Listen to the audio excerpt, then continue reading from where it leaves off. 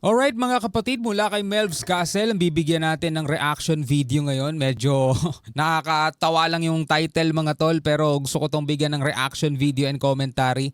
Sabi rito, papalayasin mo yan o papasabugin ko yung barko mo?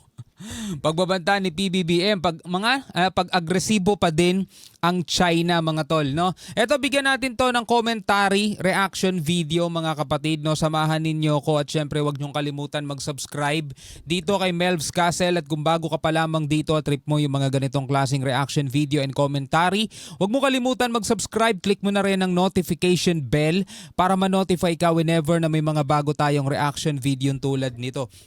Alright, so wag na natin patagalin pa. Panoorin na natin to mga tol. Pangulong Bongbong Marcos Jr. hinamon si Chinese President Xi Jinping. Di ba ayaw nyo na may missile system ang Armed Forces of the Philippines? Lumayas kayong lahat sa West Philippine Sea. Alam mo mga tol, napakasimple lang nung challenge na to, no, na ibinibigay ni PBBM. Simple lang to mga tol. Ito yung magpapatunay kung totoo ba talaga ang hangad ng China ay kapayapaan. Diba lagi nilang sinasabi, committed daw sila na itaguyod ang peace and stability. No, simple lang mga tol, meron tayong pinangahawakang mga dokumento katulad na lamang ng 2016 arbitral ruling. Diba? Lagi nating sinasabi na etong paggiit natin sa ating teritoryo ay naaayon sa UNCLOS o sa United Nations Convention on the Law of the Sea, which is signatory state ang China mga kapatid. Kailangan nilang kilalanin yun. Kailangan nila mag-comply kung talagang naniniwala sila na kailangan isulong ang kapayapaan mga tol. Diba? At kung pinaniniwalaan nila na ang hakbang ng Pilipinas na pagdala rito o ng Amerika at pagpayag ng Pilipinas na magdala rito ng tinatawag na mid-range capability missile, banta sa seguridad o meron ng challenge si PBBM. Gusto mo ibalik namin etong missile namin sa US, o alisin mo lahat ng barko mo. Huwag mong angkinin yung teritoryo namin. Tigilan mo yung aggression mo. Diba? Simple mga tol. O tanong, papayag kaya ang China? Malamang sa malamang 121 o 1,000% hindi aalis yung mga yan. Paatrasin nyo lahat ng barko nyo dyan sa aming EEZ. At tigil na ang harassment sa mga Pilipino fisherman at huwag mag-water cannon tuwing may resupply mission. Wala, malabo yun mga tol eh. Bakit? Kasi nga ang paniwala ng China, etong buong South China Sea ay parte ng kanilang teritoryo. Mga nahihibang na nga mga tol eh. Biruin mo 60 to 80 nautical miles mula sa dalampasigan ng Zambales, mayroon silang barko. Diba? Milya-milya ang layo niyan sa kanila. Kilo-kilo, daan-daang kilometro mga tol ang layo niyan sa kanila. Sobrang layo. Halos isang buong bansa na nga yung pwede mo pang ilagay dyan sa South China Sea. Pero yun, sinakop nila ng buo. Tanong, meron bang international bodies o international law na sumusuporta sa claim nila? Wala. Sila lang talaga. Yan ang hamon ni PBBM sa China. Kung gusto ng China talagang alisin sa Pilipinas ang medium-range missile system, diretsahan niyang sinabi ng Pangulo sa panawagan ni Mao Ning na alisin na ang missile sa ating bansa. O yan Mao Ning, panay panawagan kayo, panay alma kayo eh. O napakasimple lang para magkaroon na tayo ng kapayapaan. O alisin nyo lahat ng mga barko nyo, paatrasin nyo. Diba? Magkakaibigan naman tayo eh, diba? China, Pilipinas, matagal na magkaibigan yan eh.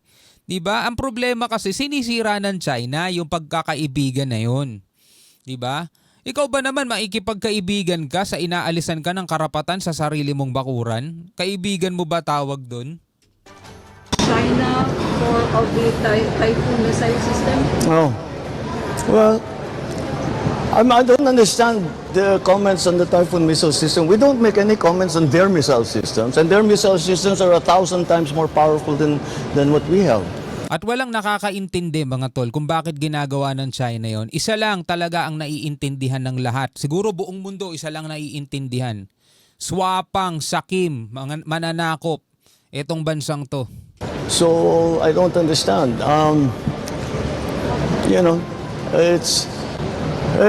Let's make a deal with China. Stop claiming our territory. Stop harassing our fishermen and let them have a living. Stop ramming our boats. Stop water cannoning our people. Stop firing lasers at us. and stop your aggressive and coercive behavior, and I'll return the Typhoon missiles. Tigil nila yung ginagawa nila, pabalik ko lahat yan. Tigil nyo lahat ng ginagawa nyo, babalik daw yan ng Pilipinas. Diba? Gusto nyo alisin ng Pilipinas yan? Oo, alisin ng Pilipinas yan. Tigil nyo lahat ng ginagawa nyo. Diba? Kahit naman saan anggulo tignan, kayo talaga mali eh. Diba? Kayo naman talaga mali eh. Sino ba ang pumapasok sa dagat ng may dagat tapos ng gugulo? Minamadali kasi ni Mao-Ning na tanggalin na ang missile system sa mga military base. Matinding banta kasi to sa Chinese Coast Guard. Madali lang kasing bobombahin ng Philippine Army ang Chinese Coast Guard.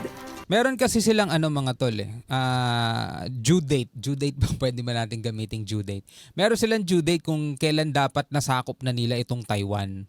No, yun na talaga ang pinanggigigilan nila sa sakupin mga tol, hindi naman tong West Philippine Sea. Pinanggigigilan nila sa sakupin yung Taiwan. So talagang pumapalibot na sila diyan, inihahanda na nila lahat ng mga kagamitan nila, pero may balakid kasi, 'di ba? Nakabantay din at nakapalibot din mga tol yung puwersa ng US. Meron sa Japan, sa Pilipinas, 'di ba? Sa Taiwan, sa Korea, 'di ba? Nakapalibot at isa sa mga pinanggigigilan nilang alisin na posibleng magamit. Ito pa sa pag-aanalisa lang natin na posibleng magamit ng Amerika sa panahon na susugurin nila ang Taiwan is etong mga mid-range capability missile na to mga tol. 'Di ba? Kasi nga kapag once na inatake nila ang Amerika, syempre andiyan ang Amerika mga tol, tumutulong yan sa Taiwan, at once na nagpakawala sila ng missile against America, direct attack na agad 'yun.